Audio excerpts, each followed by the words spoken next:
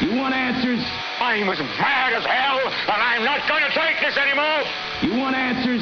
You have offended my family. I think I'm entitled. You want answers? I want the truth. And you have offended the Shaolin Temple. You can't handle the truth. Surely you can't be serious. I am serious. And don't call me Shirley. Radical rant. Well, today the 112th Congress was in session for the first time, the new Republican-led 112th Congress, and the new majority, the Republican majority, has decided they would like to read the United States Constitution out loud.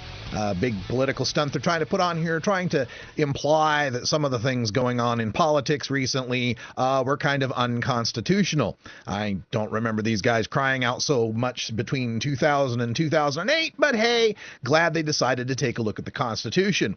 But if they have any real reverence for this document that was drafted on hemp paper, this document that represented the founding fathers who grew hemp, this commodity that was a staple of this country for 3 centuries before being banned in the 20th century, then they ought to sit and as they read that Constitution, they should realize that nowhere in it does it give the federal government the right to prohibit us from growing plants, from planting crops, from sowing seeds. I find it very difficult to believe that the Founding Fathers could have ever imagined a situation where the federal government they were creating would ban its own citizens from growing the most important crop. Make the most of the Indian hemp seed and sow it everywhere, said George Washington.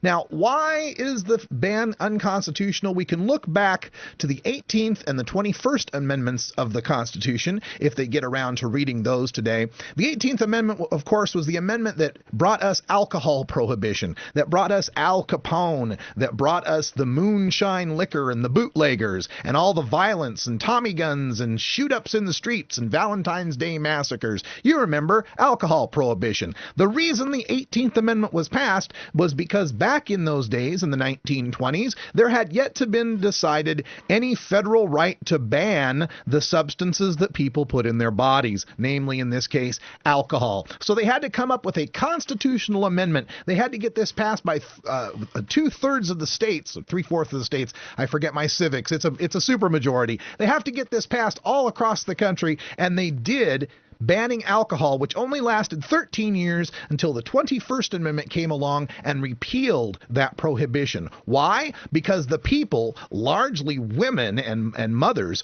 realized the prohibition was causing more problems than the alcohol itself had ever caused. Yeah, nobody wants to see drunks and people losing their lives to alcoholism, but we realized that banning it and locking people up for it was a worse solution. The cure was worse than the disease.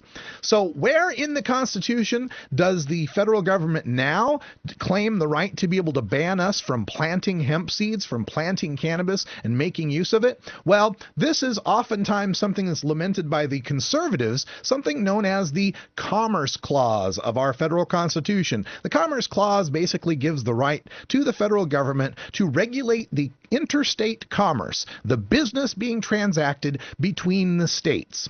And both this was used by FDR back in the 30s to pass many things that conservatives tend to think are against the intent of the framers, things like Social Security and Medicare and things like that. The New Deal plans were often based on the Commerce Clause.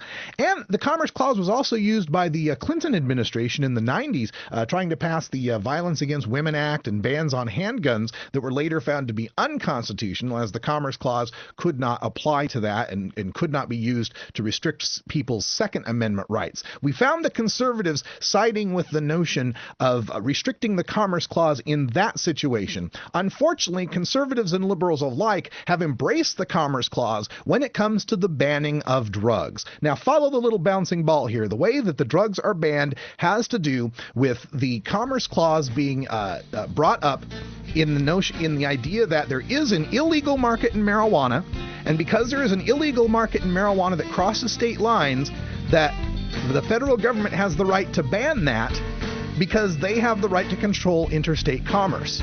So in a sense, they're saying the right to ban interstate commerce allows them to ban the commerce from ever happening. But if the commerce is never allowed to happen, how is it that they have a right to ban it? It's a crazy and confusing situation. We'll talk more about it in hour 2, but just realize, look up Wickard v. Filburn and look up the Commerce Clause, and you'll start to understand all we have to unravel to get this prohibition ended on a federal level. We got to do it state by state first, then we'll attack the feds. Hey, I'm Radical Russ for Ganja John and Cannabis Carrie. Thanks for joining us at the Normal Foundation and Normal Show Live. We'll be back tomorrow, and until next time, take care of each other, tokers.